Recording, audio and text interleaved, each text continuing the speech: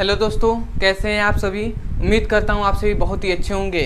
तो आज हम लोग पढ़ने वाले हैं क्लास 11th का फिजिक्स, ठीक है, जिसमें आज हम लोग चौथा चैप्टर चालू करेंगे जो है गति का नियम, ठीक है। तो लॉ ऑफ मोशन हम देखेंगे और इस चैप्टर में बहुत ही एक तरह से कहा जाए तो इस चैप्टर का पहला ये वीडियो है। तो इसमें हम बेसिक जितने भी बातें हैं उसको हम समझेंगे और बहुत ही अच्छा लगेगा आपको। तो चलिए दोस्तों हम देख लेते हैं लॉ ऑफ मोशन, ठीक है, गति का नियम। तो सबसे पहले चैप्टर का नाम लिखा जाए जो क्या है, लॉ ऑफ मोशन है, ठीक है, या हिंदी में कहते हैं गति का नियम, ठीक है। तो गति का नियम है, ठीक है, ये चैप्टर का नाम है। अब इसमें हम याद रखेंगे, सबसे पहले ये बात आता है, चैप्टर के नाम से ही हमें स्पष्ट होता है। तो सबसे पहले ये हमें समझना होगा कि गति कहते किसे हैं। सबसे पहली तो ये बात आती है कि मोशन क्या होता है, ठीक है। तो याद रखेंगे सबसे पहली बात तो हम देख लेते हैं मोशन को, ठीक है, गति या हम इसे क्या कहते हैं, मोशन कहते हैं, ठीक है। तो गति क्या होता है, तो इससे पहले मैं बता दूं कि गति को एक बार और आपको बता दिया गया है। इससे पहले जब हमने पढ़ा था सरल रेखा में गति, तो उसमें हमने बताया था कि गति किसे कहते हैं, ठीक है। तो यदि आपने वो वीडियो नहीं देखा है तो डिस्क्रिप्शन में लिंक दिया जाएगा, फिजिक्स केमिस्ट्री बायोलॉजी तीनों का। आप उस लिंक पर क्लिक करके आप चैप्टर वाइज सिक्वेंस में आप वीडियो को देख सकते हैं और अपने सुंदर से नोट्स बना सकते हैं, ठीक है। पहले इस वीडियो को देख लीजिए, उसके बाद जाकर उस वीडियो को देखिएगा। तो हम बता दे रहे हैं गति किसे कहते हैं। तो गति कैसे कहते हैं, गति याद रखेंगे समय के सापेक्ष, ठीक है, समय के सापेक्ष कोई भी वस्तु अपने स्थिति में जो परिवर्तन करता है उसे ही हम गति कहते हैं। क्या कहा जा रहा है कि समय के सापेक्ष किसी वस्तु की स्थिति में परिवर्तन को हम गति कहते हैं, या हम ऐसे भी इसे कह सकते हैं कि किसी वस्तु की स्थिति में समय के साथ जो परिवर्तन होता है उसे हम गति कहते हैं, ठीक है। समझ में आया क्या कहा जा रहा है। कहा यह जा रहा है कि किसी वस्तु की, ठीक है, कोई भी वस्तु है, ठीक है, उसकी वस्तु की, ठीक है, समझिएगा, इस कलर से लिख रहा हूँ, कोई भी वस्तु है उसकी स्थिति में, ठीक है, स्थिति में क्या हो रहा है, समय के साथ क्या हो रहा है, परिवर्तन हो रहा है, तो उसे ही हम क्या कहते हैं, गति कहते हैं। समझ में आया क्या कहा जा रहा है। मतलब कोई भी वस्तु है उसकी स्थिति में क्या हो रहा है, समय के साथ क्या हो रहा है, परिवर्तन होता है, उसे ही हम क्या कहते हैं, गति कहते हैं। तो यहाँ से हम डेफिनेशन क्या कहेंगे, किसी वस्तु की स्थिति में समय के साथ जो परिवर्तन होता है उसे गति कहते हैं। या आप इसे दूसरे तरीके से ये भी कह सकते हैं कि समय के साथ किसी पिंड या किसी वस्तु की स्थिति में परिवर्तन को हम मोशन कहते हैं या गति कहते हैं। तो उम्मीद करता हूं दोस्तों आपको बहुत ही अच्छे से समझ में आ गया होगा कि मोशन अर्थात गति किसे कहते हैं। तो सबसे पहले इसका डेफिनेशन में लिख दे रहा हूं, ठीक है, और डेफिनेशन को आप ऐसे याद कीजिएगा, बहुत ही आसानी से आपको ऐसे याद भी हो जाएगा, ठीक है। तो चलिए दोस्तों हम डेफिनेशन सबसे पहले लिख दे रहे हैं, ठीक है। तो हम डेफिनेशन ये लिखेंगे कि किसी वस्तु की स्थिति में समय के साथ जो परिवर्तन होता है उसे गति कहते हैं, ठीक है। तो उम्मीद करता हूं दोस्तों यही है गति का नियम। अब गति है, गति किसे कहते हैं ये है, तो आपको समझ में आ गया होगा गति किसे कहते हैं, ठीक है। तो ये दैनिक जीवन में सब ये प्रयोग हो रहे हैं, तो इसे आपको मतलब उतना ज़्यादा विस्तार में समझाने की मतलब वो ज़रूरत नहीं है, ठीक है। आप समझ गए होंगे गति किसे कहते हैं। अब आते हैं हम इसके दूसरे टॉपिक पे जो कि है बल, ठीक है, जो कि क्या है, बल, ठीक है। तो अब हम देखेंगे बल किसे कहते हैं, ठीक है, और इनसे क्या कहते हैं, इंग्लिश में फोर्स कहते हैं।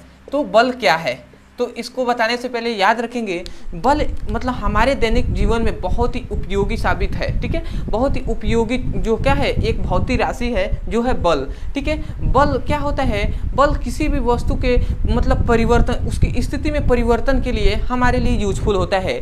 बल के कारण ही, बल के वजह से हम किसी भी वस्तु के स्थिति में परिवर्तन ला सकते हैं या कर सकते हैं, ठीक है। तो याद रखेंगे तो बल कहते किसे हैं, ठीक है, जो कि बहुत ही इस इंपॉर्टेंट का सबसे इम्पोर्टेंट जो टॉपिक है बल, बल से ही सब आगे जो भी टॉपिक आएंगे वो इससे जुड़े हुए होंगे।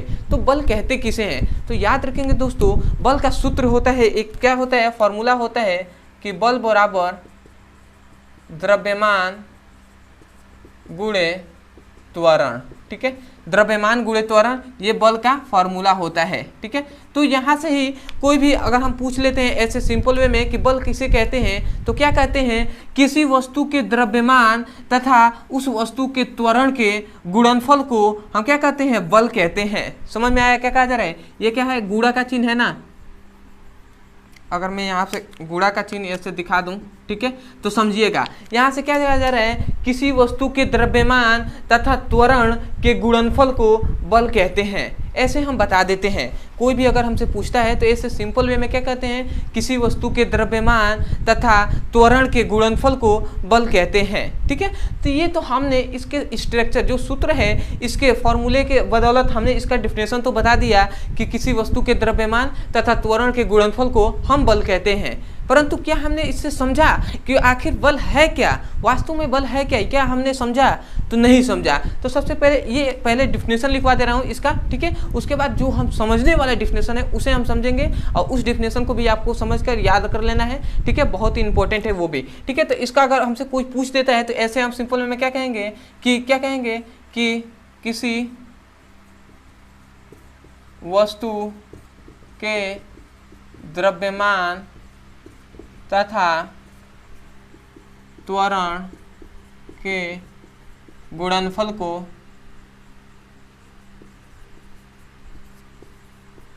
गुणनफल को ही हम क्या कहते हैं, बल कहते हैं। ठीक है, तो ये आपको पता होना चाहिए कि ये भी क्या होता है, इसका डेफिनेशन होता है। ठीक है, तो ये आपका हो गया कि स्ट्रक्चर जो इसका फॉर्मूला है, इसके बेस पे हमने क्या कर दिया, इसका जो होता है डेफिनेशन हमने बता दिया। अब आता है बात कि क्या हमने इससे कुछ जाना कि आखिर बल है क्या। ठीक है, तो बल को अब हम समझते हैं कि बल किसे कहते हैं। तो ये फॉर्मूला आप याद रखेंगे। ठीक है, तो यहाँ पे मैं फॉर्मूला छोटी से मैं लिख दे रहा हूँ कि बल बराबर क्या होता है, द्रव्यमान गुणे त्वरण। ठीक है, और इसे मैं पोस्ट में बना दे रहा हूँ। ठीक है, तो इस पॉइंट को याद रखेंगे। ठीक है, अब आता है कि बल कहते किसे हैं। ठीक है, तो ये तो हमने समझ लिया। अब मान लेते हैं ऐसे आपको ऐसे एग्जाम्पल दिया जाए, तो ये मान लेते हैं पृथ्वी है और ये कोई दीवार है। ठीक है, ये क्या है, कोई दीवार है। ठीक है, अब हम इस दीवार पर ऐसे फोर्स लगा रहे हैं। ठीक है, इस दिशा में हम क्या लगा रहे हैं, बल लगा रहे हैं। ठीक है, मतलब कोई ये दीवार है, इस पर हम क्या कर रहे हैं, फोर्स लगा रहे हैं। ठीक है, इस दीवार को हम धक्का दे रहे हैं, तो धक्का दे रहे हैं तो बाहर से ही ना फोर्स लगा रहे हैं दोस्त, बाहर से ही ना फोर्स लगा रहे हैं। तो इसका मतलब क्या हुआ, जो बल होता है वो एक क्या है, बाह्य कारक है। क्या है, बाह्य कारक है, मतलब बाहर से बल लगाया जा रहा है, तो इसीलिए हम क्या कह रहे हैं, बल क्या है, एक बाह्य कारक है। ठीक है, तो बल क्या है, एक प्रकार का क्या है, बल एक क्या है, बाह्य कारक है, जो क्या करता है, हम इस पे बल क्यों लगा रहे हैं, क्यों इसलिए लगा रहे हैं कि ये अपने स्थिति में जहाँ ये है वो अपने स्थिति को छोड़कर ये दूसरे जगह चला जाए। इसलिए तो किसी भी वस्तु पर बल लगाते हैं, चाहे टेबल हो, टेबल पर जब हम फोर्स लगाते हैं तो क्या हम चाहते यही ना है कि वो क्या हो जाए, जहाँ है वहाँ से थोड़ा दूर हो जाए, मतलब वो अपनी स्थिति में परिवर्तन ला दे। इसीलिए तो हम बल का क्या करते हैं, बल लगाते हैं। तो उसी प्रकार यहाँ पर भी हम इस दीवार को धक्का क्यों दे रहे हैं, क्यों हम चाहते हैं कि जो दीवार है ये अपनी स्थिति में परिवर्तन ला दे। ठीक है, क्या चाहते हैं कि ये अपनी स्थिति में परिवर्तन, ठीक है, अपने स्थिति में परिवर्तन ला दे। ठीक है, तो हम यहाँ से समझे कि बल क्या है, बल एक बाह्य कारक है जो किसी वस्तु के स्थिति में क्या करता है, परिवर्तन लाता है या लाने का प्रयास करता है। ठीक है, लाने का प्रयास करता है। तो आपको दूसरा डिफिनेशन यहाँ से याद रखना है कि कोई अगर पूछ दे कि बल किसे कहते हैं, तो आप इसे बताएं या ना बताएं, आपको ये बता देना है, जिससे वो व्यक्ति समझ जाएगा कि हाँ आपको मतलब अच्छे से पता है बल किसे कहते हैं। तो क्या कहेंगे, बल वह बाह्य कारक होता है जो किसी वस्तु की या किसी पिंड की स्थिति में परिवर्तन का क्या करता है, परिवर्तन लाता है। ठीक है, किसी वस्तु की स्थिति में परिवर्तन लाता है या लाने का क्या करता है, प्रयास करता है। जैसे यदि आप टेबल को क्या करते हैं, आप धक्का देते हैं, आप उस पर फोर्स लगाते हैं तो क्या होता है, टेबल खसक जाता है, ठीक है, टेबल अपनी स्थिति में परिवर्तन ला देता है। परंतु अगर मैं कहूँ कि आप दीवार को, जो दीवार है उसको आप धक्का देते हैं तो दीवार अपनी स्थिति में तो परिवर्तन लाता नहीं है, परंतु हम प्रयास करते हैं। तो यही कहा जा रहा है कि क्या करते हैं, उसकी स्थिति में परिवर्तन लाता है या लाने का प्रयास करता है। कौन भैया, तो बल। समझ में आ रहा है ना, बल क्या करता है, उसकी स्थिति में परिवर्तन का क्या करता है, परिवर्तन लाता है या लाने का प्रयास करता है कि ये क्या कर ले, अपनी स्थिति में परिवर्तन ला दे। तो हम यहाँ से दूसरा डेफिनेशन क्या कहेंगे कि बल वह बाह्य कारक है जो किसी पिंडों की स्थिति में परिवर्तन लाता है या लाने का प्रयास करता है। ठीक है, तो उम्मीद करता हूँ दोस्तों आप समझ गए होंगे कि बल का दूसरा डेफिनेशन, और बहुत ही अच्छे से आपको मतलब समझ में आ गया होगा कि बल कहते किसे हैं। ठीक है, तो मैं इसको डेफिनेशन को भी लिख दे रहा हूँ, ठीक है, क्योंकि ये भी इंपॉर्टेंट है। ठीक है, तो याद रखेंगे हम क्या कह रहे हैं, बल का दूसरा डेफिनेशन यही कह रहे हैं कि बल वह बाह्य कारक होता है जो किसी पिंडों की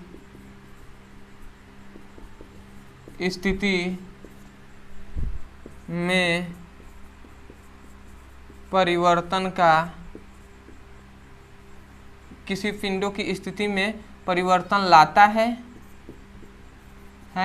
या लाने का प्रयास करता है, उसे ही हम क्या कहते हैं, उसे हम फोर्स कहते हैं, बल कहते हैं। मतलब बल क्या है, बल वह बाह्य कारक होता है जो किसी क्या करता है, जो किसी पिंडों की स्थिति में परिवर्तन लाता है या लाने का क्या करता है, प्रयास करता है, उसे ही हम क्या कहते हैं, फोर्स कहते हैं। ठीक है, तो दोस्तों आपको मुझे विश्वास है कि आप समझ गए होंगे बल किसे कहते हैं। और ये भी याद रखेंगे कि बल को हम इस प्रकार F = क्या लिख देते हैं, m, और ए भी लिखते हैं। जो यहाँ पे ए क्या है, त्वरण है, और एम क्या है, द्रव्यमान है, और एफ क्या है, बल है। ठीक है, तो ये आप समझ गए होंगे। अब यहाँ से एक और पॉइंट याद रखेंगे कि इसका जो मात्रक होता है, मात्रक क्या होता है, न्यूटन होता है। ठीक है, क्या होता है, जो बल का मात्रक क्या होता है, न्यूटन होता है, या क्या होता है, kg मीटर प्रति सेकेंड स्क्वायर होता है। ठीक है, तो इसे भी याद रखेंगे कि न्यूटन होता है या ग्राम क्या होता है, केजी मीटर प्रति सेकेंड स्क्वायर होता है। किसका मात्रक, बल का मात्रक। ठीक है, तो उम्मीद करता हूँ ये समझ में आ गया होगा। तो सबसे पहले आप इसका स्क्रीनशॉट लीजिए, उसके बाद हम आगे बढ़ते हैं, जो कि इसी के मतलब एक तरह से कहा जाए तो रिलेटिव में है। ठीक है, जो है जड़त्व। तो जड़त्व क्या कहते हैं, जड़त्व क्या होता है, इनर्शिया क्या होता है, तो इसके बारे में भी हम समझेंगे। ठीक है, तो सबसे पहले इसका स्क्रीनशॉट ले लीजिए। ठीक है, तो उम्मीद करता हूँ आप ले लिए होंगे, तो मैं मिटा रहा हूँ। ठीक है, अब हम देखते हैं इसके आगे।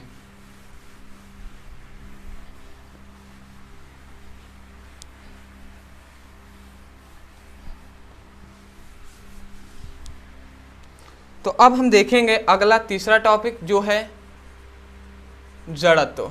ठीक है, तो जड़त्व कहते किसे हैं। ठीक है, तो जड़त्व क्या होता है, तो दोस्त जड़त्व का मतलब यही होता है, जड़त्व एक प्रकार का क्या है, पदार्थों का गुण है। क्या है, जड़त्व पदार्थों का गुण है जो कहता है कि जो मतलब क्या करता है, जड़त्व पदार्थों का एक गुण है जो कहता है कि वो जो मतलब जो कोई भी पिंड है वो अपनी स्थिति में परिवर्तन का क्या करता है, विरोध करता है, उसे ही हम जड़त्व कहते हैं। मतलब कोई भी जो वस्तु है वो जिस स्थिति में है वो उसी स्थिति में रहना चाहता है। ठीक है, तो उसका विरोध करता है कि नहीं, मैं जिस स्थिति में हूँ उसी स्थिति में रहूँगा, चाहे आप फोर्स लगाएं या ना लगाएं। फोर्स लगा रहे हैं तब भी मैं उसी स्थिति में रहना चाहूँगा। मतलब बल लगाने पर वो उसका विरोध करता है, उसे ही हम जड़त्व कहते हैं। तो जड़त्व का डेफिनेशन क्या कहेंगे कि जड़त्व पदार्थों का वह गुण होता है जो अपने स्थिति में परिवर्तन का विरोध करता है, जिसे जड़त्व कहते हैं। समझ में आया क्या कहा जा रहा है, कहा यह जा रहा है, समझिए, कहा यह जा रहा है कि जो जड़त्व होता है ये क्या होता है, पदार्थों का क्या होता है, गुण होता है। ठीक है, समझ में आया, क्या होता है, जड़त्व जो होता है वो पदार्थों का गुण होता है जो अपने क्या करता है, जो अपने स्थिति में परिवर्तन का क्या करता है, परिवर्तन का विरोध करता है।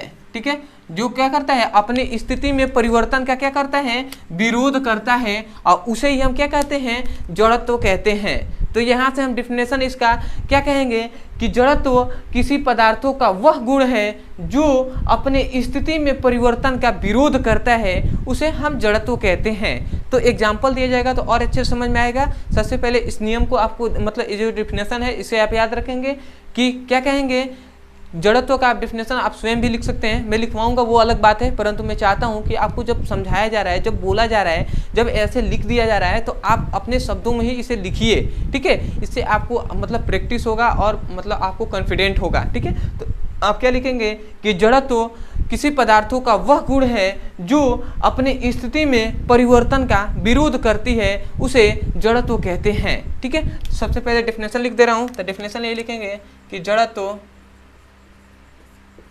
पदार्थों का वह गुण है जो अपने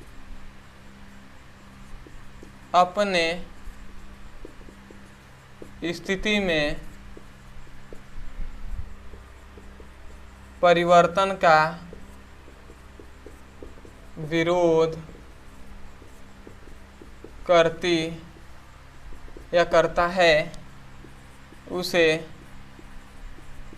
जड़त्व कहते हैं। ठीक है, तो जड़त्व, सॉरी गिर गया। ठीक है, जड़त्व किसे कहते हैं, जड़त्व क्या होता है, पदार्थों का क्या होता है, गुण होता है जो अपनी स्थिति में क्या करता है, परिवर्तन का विरोध करता है, और उसे ही हम क्या कहते हैं, जड़त्व कहते हैं। ठीक है, तो एग्जाम्पल से समझिए, एग्जाम्पल याद रखेंगे, यहाँ पे एग्जाम्पल लिख दे रहा हूँ।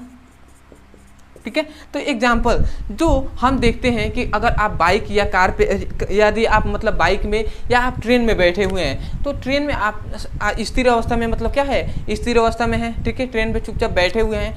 अब जैसे ही ट्रेन अचानक से रुकती है, तो हम क्या देखते हैं कि हम आगे की ओर थोड़ी सी झुक जाते हैं। तो भैया हम आगे की ओर क्यों झुकते हैं, झुकते इसलिए हैं क्योंकि हमारा शरीर चाहता है कि हम स्थिर अवस्था में हैं, जब बैठे हुए हैं तो हम बैठे ही रहें। तो जब अचानक से ट्रेन रुकती है तो वो क्या लगता है, एक बल लगता है, और उस बल के कारण हम चाहता है, हमारा शरीर चाहता है कि नहीं हम स्थिर अवस्था में ही रहें, परंतु जब बल लगने के कारण वो क्या करता है, वो अपने विरोध करता है, परंतु वो क्या होता है, आगे झुक जाता है। विरोध करने की वजह से आगे झुक जाता है, नहीं तो वो सीधा क्या होता था, और भी मतलब ज़्यादा झुक के क्या वो गिर ही जाता। ठीक है, तो उसका विरोध करते हुए तब जाकर उतना झुकता है। ठीक है, अभी विरोध कर रहा है तब उतना झुकता है। तो यही कहा जा रहा है। एग्जाम्पल आप उसका भी देख सकते हैं, या आप देख सकते हैं कि जब बाइक पे हम अचानक से बाइक पे बैठे हुए हैं, अचानक से बाइक को चालू किया जाए और तेजी अचानक से बढ़ाया जाए, बाइक को आगे बढ़ाते हैं, तो हम पीछे की ओर झुक जाते हैं। तो वो भी क्या होता है, स्थिर अवस्था में है, इसके वजह से वो क्या करता है, गतिमान तुरंत होता है, इसके वजह से हम पीछे की ओर झुक जाते हैं। तो वो क्या कर रहा है,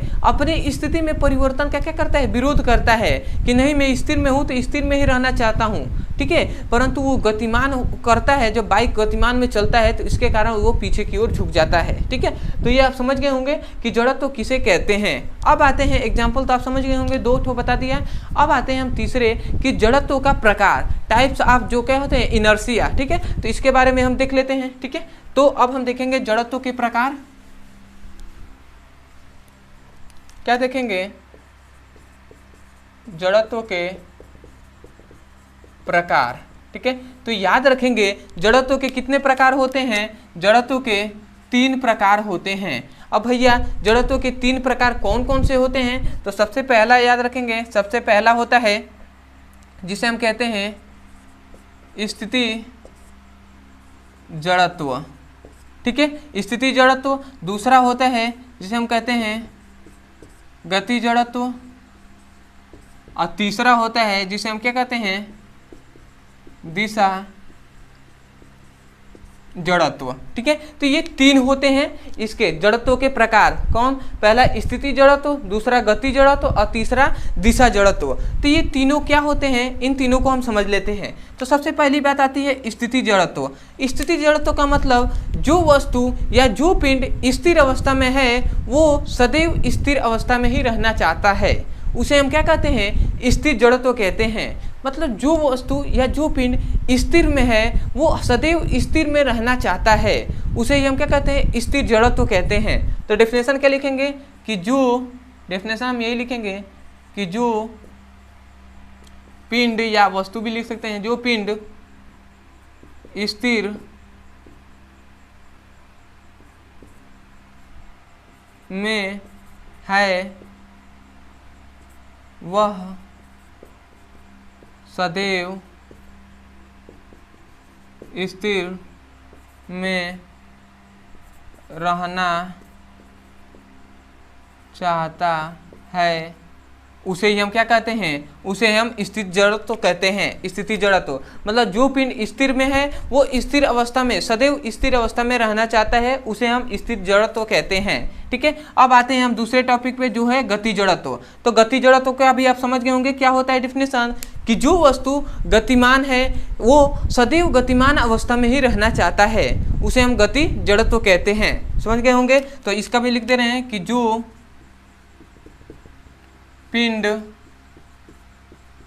गतिमान है वह सदैव गतिमान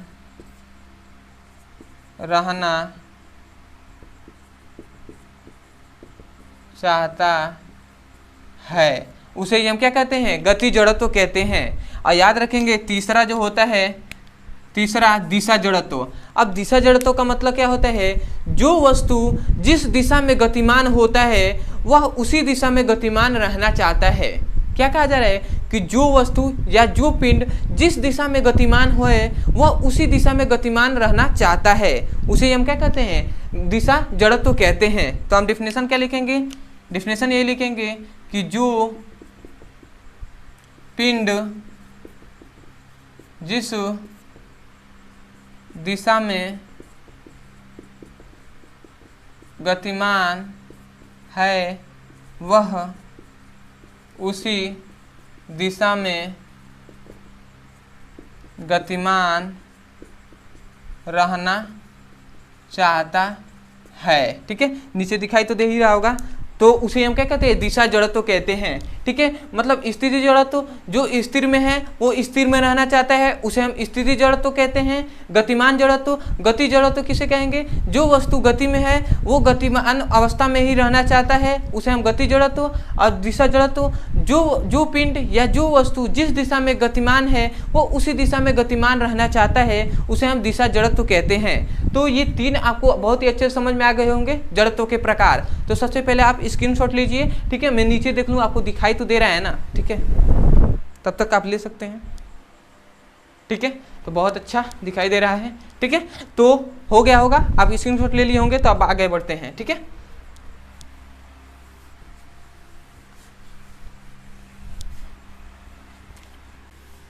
अब आते हैं हम जड़त्व के नियम। ठीक है, लॉ ऑफ इनर्शिया पे जड़त्व का नियम क्या होता है। ठीक है, अगले हम आते हैं चौथा पॉइंट पे, जड़त्व का नियम। ठीक है, देखिए भले वीडियो लंबा हो जा रहा है, ठीक है, परंतु आपको ये विश्वास होना चाहिए कि जब चैप्टर बड़ा है तो भैया वीडियो तो लंबा बनेगा, नहीं तो ऐसे तो मतलब 100-200 भी बन सकते हैं, छोटा छोटा होकर बनाया जाए तो थोड़ी सी आप पेशेंस रखेंगे। और जब समझ में आ रहा है तो कुछ बात नहीं है, आपको समझ में आना चाहिए। ठीक है, समझ में आता है तो आपको मतलब दिल में ये विश्वास रहना चाहिए कि चलिए मुझे समझ में तो आ रहा है, जहाँ समय दिया जा रहा है वहाँ समझ में आता है तो अच्छा लगता है। ठीक है, और मैं उम्मीद करता हूँ कि आपको बहुत ही अच्छे से समझ में भी आ रहा होगा। तो यदि आपको समझ में आ रहा है तो एक रिक्वेस्ट है कि जब आपको वीडियो को समाप्त हो जाएगा उस समय आप क्या कीजिएगा, चैनल को सब्सक्राइब कर लीजिएगा और वीडियो को लाइक कर दीजिएगा। ठीक है, क्योंकि मैं अभी शुरुआती वीडियो बना रहा हूँ तो थोड़ी बहुत मतलब क्या होती है, आपकी सपोर्ट की बहुत ज़्यादा ज़रूरत होती है। ठीक है, तो आप सपोर्ट कर सकते हैं। तो सपोर्ट करने के लिए आप चैनल को सब्सक्राइब कर लीजिएगा। और दूसरी, यदि आपको मतलब आपके स्टूडेंट, आपके जो क्या है, आपके जो फ्रेंड्स हैं जिनको लगता है कि ऐसे वीडियो उनको बताया जाए, ऐसे आपको उनको समझाया जाए तो वो अच्छे से समझ सकते हैं, जो कमज़ोर हैं आपसे, उनके पास आप शेयर कर सकते हैं और उनसे कह सकते हैं कि आप इनका वीडियो देखिए, यहाँ से आप अच्छे से पढ़ाई कर सकते हैं, ठीक है। तो उनके पास ये वीडियो को सेंड भी कर दीजिएगा, ठीक है। दूसरी बात, तीसरी कि इस वीडियो के डिस्क्रिप्शन में लिंक दिया जाएगा फिजिक्स, केमिस्ट्री, बायोलॉजी तीनों का। उस लिंक पर क्लिक करके आप चैप्टर वाइज सीक्वेंस में एक एक वीडियो को, क्लास 11 के एक एक वीडियो को आप चैप्टर वाइज सीक्वेंस में देख सकते हैं और अपने सुंदर से नोट्स बना सकते हैं। तो चलिए दोस्तों, अब हम बढ़ते हैं जड़त्व के नियम पे, ठीक है। तो जड़त्व का नियम, तो भैया जड़त्व का नियम है क्या? सबसे पहले तो ये बात आती है कि जड़त्व का नियम है क्या। तो याद रखेंगे जड़त्व का नियम, इस नियम में हमें ये बताया गया कि जो वस्तु क्या है, जो वस्तु स्थिर अवस्था में है वो स्थिर अवस्था में रहना चाहती है, तथा जो वस्तु गतिमान है वो गतिमान में ही रहना चाहती है जब तक क्या उस पर कोई बाह्य बल ना लगाया जाए। समझ में आया क्या कहा जा रहा है? जो हमने अभी नीचे दो प्रकार बताया था, स्थिति जड़त्व और गति जड़त्व, उन दोनों को मिक्स किया गया है इस नियम में। क्या कहा जा रहा है कि जो वस्तु, मतलब इस नियमों के अनुसार, आप ये इस नियम को कैसे कहेंगे कि इस नियम मतलब जड़त्व के नियमों के अनुसार जो वस्तु स्थिर अवस्था में है वो सदैव स्थिर अवस्था में रहना चाहती है, तथा जो वस्तु गतिमान है वो गतिमान अवस्था में रहना चाहती है जब तक कि उस पर कोई बाह्य बल ना लगाया जाए। मतलब बाह्य बल मतलब कि बल ही ना हुआ, जब तक कि उस पर बाहरी से कोई फोर्स ना लगाया जाए तब तक वो उसी प्रकार रहना चाहेगी। यदि स्थिर में है तो स्थिर में, और गतिमान है तो गतिमान में रहना चाहेगी।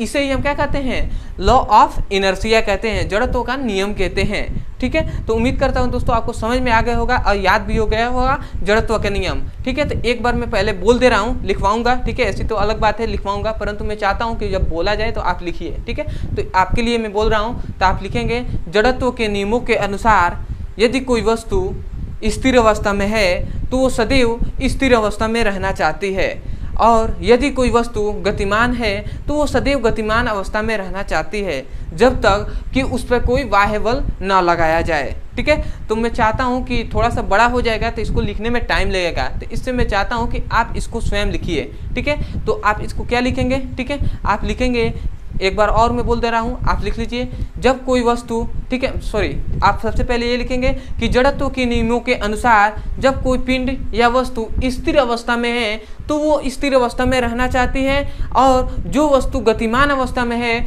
वो सदैव गतिमान अवस्था में रहना चाहता है जब तक कि उस पर कोई बाह्य बल ना लगाया जाए, ठीक है। क्या कहा जा रहा है, मैं शॉर्ट में यहाँ पे लिख दे रहा हूँ कि कहा यह जा रहा है, मतलब आप लिखेंगे कि इस नियमों के अनुसार, यहाँ पे लिख दे रहा हूं, इस नियमों के अनुसार क्या कहा जा रहा है कि जब कोई पदार्थ क्या है, जब कोई पदार्थ स्थिर अवस्था में है, स्थिर में है तो वो क्या होता है, स्थिर अवस्था में ही रहना चाहता है, स्थिर अवस्था में क्या कहता है, रहना चाहता है, ठीक है। परंतु जब कोई पदार्थ क्या है, पदार्थ गतिमान है तो गतिमान अवस्था में ही क्या होता है, गतिमान अवस्था में रहना चाहता है जब तक कि क्या, जब तक भी उस पे बाह्य बल न लगाया जाए, ठीक है, जब तक कि उस पर क्या बाह्य बल ना लगाया जाए। तो यहाँ से आप क्या कहेंगे कि इस नियमों के अनुसार, अर्थात जड़त्व के नियमों के अनुसार जब कोई पदार्थ स्थिर अवस्था में है तो वो स्थिर अवस्था में रहना चाहता है, और जो पदार्थ गतिमान अवस्था में है वो गतिमान अवस्था में रहना चाहता है जब तक कि उस पर कोई बाह्य बल ना लगाया जाए, ठीक है। तो उम्मीद करता हूँ दोस्तों आपको जड़त्व के नियम अच्छे से समझ में आ गया होगा, ठीक है। तो अब याद रखेंगे इसी जड़त्व के ये जो नियम है, जड़त्व का नियम जो हमने अभी बताया, इसी को हम दूसरे नाम से न्यूटन के फर्स्ट लॉ के नाम से जानते हैं, ठीक है। न्यूटन फर्स्ट लॉ इसी को कहते हैं, ठीक है। तो याद रखेंगे इसे ही, इस नियम को, मतलब जड़त्व के नियम को ही हम क्या कहते हैं, न्यूटन के प्रथम नियम के नाम से भी जानते हैं, ठीक है। इस नियम को हम न्यूटन का प्रथम नियम भी कहते हैं। तो इससे आपको दोनों आपको याद हो गया होगा, सबसे पहले जड़त्व का नियम और न्यूटन का भी नियम आपको समझ में आ गया होगा, ठीक है। तो उम्मीद करता हूँ आप समझ गए होंगे। अब इसका एग्जाम्पल की बात आती है, ठीक है।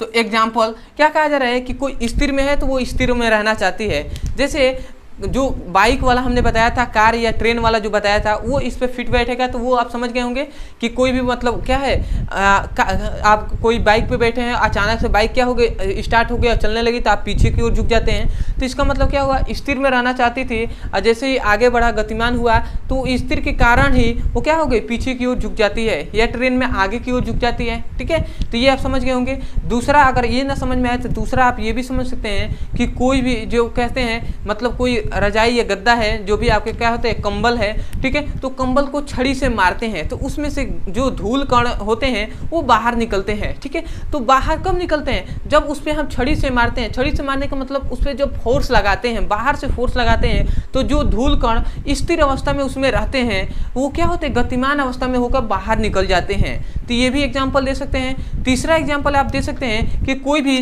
जो इस प्रकार ग्लास होता है, मान लेते हैं ये कोई ग्लास है, ठीक है, समझिएगा, और ग्लास के, ठीक है, इसको थोड़ा मिटा दे रहा हूँ, ठीक है, ये कोई ग्लास है, ठीक है, और ग्लास के ऊपर ऐसे कोई, मान लेते हैं ग्लास के ऊपर ऐसे कोई एक रख दिया गया प्लेट, ठीक है, ग्लास के ऊपर ऐसे प्लेट रख दिया गया, और प्लेट के ऊपर हम क्या रख देते हैं, प्लेट के ऊपर हम एक क्या रख देते हैं, सिक्का रख देते हैं। ठीक है, प्लेट के ऊपर हम क्या रख देते हैं, एक सिक्का रख देते हैं, और जब प्लेट को अचानक से इसको हम खींचते हैं, ठीक है, समझिएगा, ग्लास है, ग्लास के ऊपर प्लेट है और प्लेट के ऊपर सिक्का है, तो हम जब ये जो कांच है, जो क्या है, प्लेट है, इसको हम जब खींचते हैं तेजी से, तो ये क्या होता है, सिक्का नीचे गिर जाता है, मतलब ग्लास के अंदर चला जाता है। जबकि इसको होना क्या चाहिए था, जबकि इसको होना चाहिए था कि जैसे प्लेट के ऊपर था सिक्का, तो प्लेट जब बाहर आ गया तो इस प्लेट के साथ साथ सिक्का भी बाहर आ जाना चाहिए। ठीक है, परंतु ये सिक्का क्या होता है, इसमें गिर जाता है।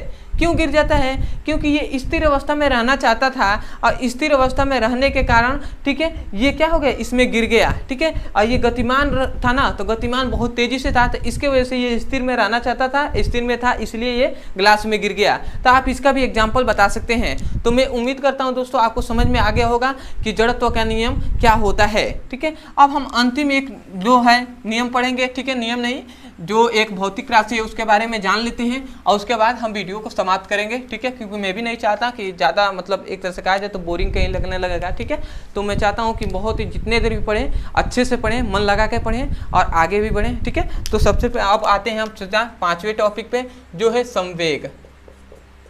ठीक है, तो इसको हम देखकर उसके बाद वीडियो को समाप्त करेंगे। तो भैया संवेग कहते किसे हैं, ठीक है, संवेग कहते किसे हैं, तो याद रखेंगे संवेग का फॉर्मूला होता है, संवेग इक्वल टू होता है द्रव्यमान गुणे वेग।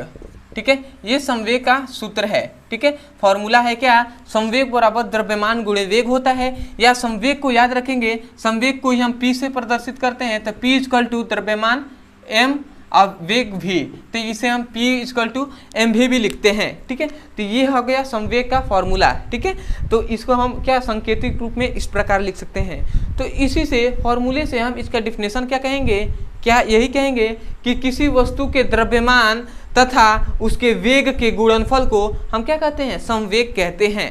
समझ में आया क्या कहा जा रहा है, मतलब किसी वस्तु के द्रव्यमान तथा उसके वेग के गुणनफल को ही हम क्या कहते हैं, संवेग कहते हैं। समझ में आया ना, किसी वस्तु के द्रव्यमान तथा उसके वेग के गुणनफल को संवेग कहते हैं। समझ में आया, तो उम्मीद करता हूँ दोस्तों आपको मतलब यहाँ से आप इसका डेफिनेशन कर सकते हैं और डेफिनेशन याद भी हो गया होगा। तो आप क्या कहेंगे, डेफिनेशन में लिख दे रहा हूँ कि किसी वस्तु के द्रव्यमान तथा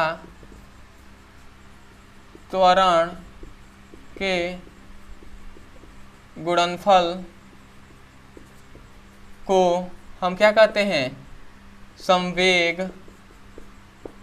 कहते हैं। ठीक है, तो संवेग कहते हैं, तो ये आप समझ गए होंगे संवेग का।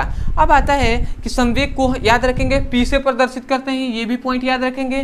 ठीक है, अब आते हैं, अब तीसरा इसका पॉइंट आता है कि संवेग याद रखेंगे, संवेग के दो कंडीशन होते हैं। ठीक है, संवेग के दो क्या होते हैं, कंडीशन होते हैं। ठीक है, संवेग का दो कंडीशन मतलब दो शर्तें होते हैं, ठीक है। अब वो दो शर्तें क्या क्या होती हैं, तो सबसे पहली शर्त हम देख लेते हैं यहाँ पे। संवेग का पहला शर्त ये होता है कि यदि किसी वस्तु है, कोई भी वस्तु है, उसका वेग नियत हो जाए। ठीक है, क्या कहा जा रहा है कि किसी वस्तु का जो वेग है, वेग मतलब जो भी है वो क्या हो जाए, नियत हो जाए।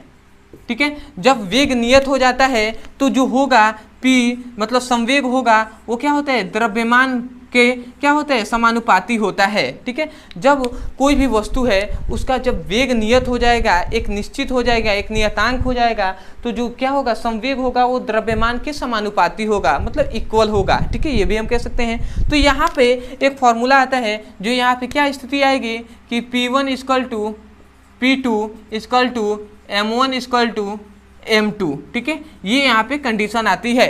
अब भैया इसका मतलब क्या हुआ, तो याद रखेंगे मतलब दो वस्तु हैं, ठीक है, समझिएगा, या दो पिंडे हैं और उसका दोनों पिंडों का वेग जो है वो क्या है, नियत है। दोनों पिंडों का वेग क्या है, सामान्य है। ठीक है, एक बराबर है। तो उन दोनों पिंडों के जब वेग सामान्य है तो उन पिंडों का जो द्रव्यमान होगा, ठीक है, जो उनका मास होगा, उसके मास, जिसका मास अधिक होगा, जिनका द्रव्यमान अधिक होगा, उन्हीं का संवेग भी अधिक होगा। ये यही कहा जा रहा है कि जब दो वस्तुएं हैं, समझिएगा, जब दो वस्तुएं हैं या जब दो पिंडे हैं, ठीक है, और दोनों का जो वेग है क्या है, जो दोनों का वेग है, जैसे कार या बाइक, सॉरी कार और ट्रेन है, ठीक है, तो इनका जो वेग है 80 किलोमीटर की स्पीड से ये दोनों चल रही हैं, तो वेग तो क्या है, नियत है। ठीक है, परंतु इनका द्रव्यमान अलग अलग है कि नहीं, क्या है, कार का द्रव्यमान क्या है, थोड़ा कम है, और जो ट्रेन है उसका द्रव्यमान अधिक है। तो इनका द्रव्यमान जब अधिक होगा तो सॉरी क्या होगा, अलग अलग होगा, तो जिसका द्रव्यमान अधिक होगा उसी का संवेग भी अधिक होगा। तो ट्रेन का संवेग क्या हो जाएगा, अधिक हो जाएगा। क्यों, द्रव्यमान अधिक है भैया, इसीलिए है ना। तो ये आप समझ गए होंगे। ठीक है, अब आता है इसका दूसरा, एक और होता है दूसरा कंडीशन, जब क्या होता है, जब वस्तु का द्रव्यमान मतलब m क्या हो, नियत हो। ठीक है, जब द्रव्यमान नियत हो तब क्या होगा, इसमें तो वेग नियत हो है, तो हमने इस कंडीशन को बताया। तो जब द्रव्यमान नियत हो जाएगा तो याद रखेंगे जो P होता है वो किसके, V के समानुपाती हो जाएगा। मतलब जो संवेग होगा वो किसके, उसके वेग के क्या हो जाएगा, समानुपाती हो जाएगा, बराबर हो जाएगा। तो यहाँ से एक क्या मिलता है, P1 equal to P2 equal to मिलता है V1 इक्वल टू V2, ये हमें मिलता है फॉर्मूला। ठीक है, अब इसका मतलब क्या हुआ कि यदि दो वस्तुएं हैं और दोनों वस्तुओं का द्रव्यमान क्या है, इक्वल है, सामान्य है, और उनका वेग क्या है, अलग अलग है, तो उनके वेग में से जिसका वेग, जिस पिंडों का वेग अधिक होगा उसका संवेग भी क्या हो जाएगा, अधिक हो जाएगा। इसका मतलब यही है, समझ में आया, जिसका वेग अधिक होगा उसी का संवेग भी अधिक होगा। इसमें क्या कहा जा रहा है, जिसका द्रव्यमान अधिक होगा उसका संवेग अधिक होगा। तो उम्मीद करता हूं दोस्तों आपको ये भी अच्छे से समझ में आ गया होगा। ठीक है, केवल अगर उतना नहीं तो आपको मतलब डेफिनेशन, ये फॉर्मूला, ठीक है, और ये थोड़ा बहुत समझ जाना है। ठीक है, इतना ही काफ़ी है। ठीक है, तो उम्मीद करता हूँ दोस्तों आपको बहुत ही अच्छे से और बहुत ही ईजी वे में आपको समझ में आ गया होगा। तो मैं यही कहूँगा कि वीडियो को अंत मतलब आ गया है समय। ठीक है, तो मैं यही कहूँगा कि यदि आप हमारे चैनल पर नए हैं तो चैनल को सब्सक्राइब कर लीजिएगा, और जब चैनल को सब्सक्राइब कीजिएगा तो जरूर कमेंट सेक्शन में हमें जरूर बताइएगा आपको वीडियो कैसा लगा, आपको कौन सा टॉपिक सबसे अधिक समझ में आया या कौन सा टॉपिक आपको नहीं समझ में आया है। ठीक है, ये हमें बता सकते हैं, और वीडियो कैसा लगा ये भी आप बता दीजिएगा। ठीक है, और तीसरी बात, जब चैनल को सब्सक्राइब कीजिए तो कमेंट इसलिए मैं कह रहा हूँ करने के लिए, ठीक है, कि मुझे पता चलेगा कि हाँ आपने चैनल को सब्सक्राइब किया है। ठीक है, क्योंकि मैं अभी शुरुआती वीडियो बना रहा हूँ तो थोड़ी बहुत आपकी मतलब बहुत ही मतलब एक तरह से कहा जाए सपोर्ट की बहुत ज़्यादा ज़रूरत है। ठीक है, तो आप सपोर्ट करने के लिए केवल दो कार्य कीजिए। सबसे पहला तो आप स्वयं चैनल को सब्सक्राइब कीजिए और वीडियो को चैप्टर वाइज सीक्वेंस में पढ़िए। ठीक है, चाहे फिजिक्स, केमिस्ट्री, बायोलॉजी किसी का भी पढ़ना हो, डिस्क्रिप्शन में लिंक है, आपको वहाँ से उस लिंक पर क्लिक करके आप चैप्टर वाइज सीक्वेंस में एक एक करके वीडियो को पढ़ सकते हैं और अपने सुंदर से नोट्स बना सकते हैं। दूसरी बात कि यदि आपको लगता है कि ऐसे वीडियो को ऐसे जिस प्रकार हम समझा रहे हैं उसी प्रकार मतलब कोई और भी व्यक्ति को, कोई और आपके फ्रेंड है उनको समझाया जाए तो वो भी अच्छे से पढ़ सकते हैं, तो उनके पास आप वीडियो को शेयर कीजिए और उनसे फ़ोन से लगा के या कैसे भी आप उनको मतलब बता दीजिए कि भैया ऐसे पढ़ना है, इनके साथ जाकर पढ़िए, आपको मतलब अच्छे से समझ में आएगा। ठीक है, तो ऐसे आप कह सकते हैं। तीसरी बात, यदि आपको कोचिंग स्कूल में कोई भी टॉपिक समझ में नहीं आता है तो उस टॉपिक का नाम लिखिए यूट्यूब पर, अंत में हमारे चैनल का नाम लिख दीजिए, वीडियो वहाँ से भी मिल जाएंगे है, आप वहाँ से भी जाकर अच्छे से पढ़ाई कर सकते हैं और अपने सुंदर से नोट्स बना सकते हैं। तो चलिए दोस्तों, आज के लिए इतना है, मिलते हैं अगले वीडियो में, तब तक के लिए धन्यवाद। जय हिंद, जय भारत।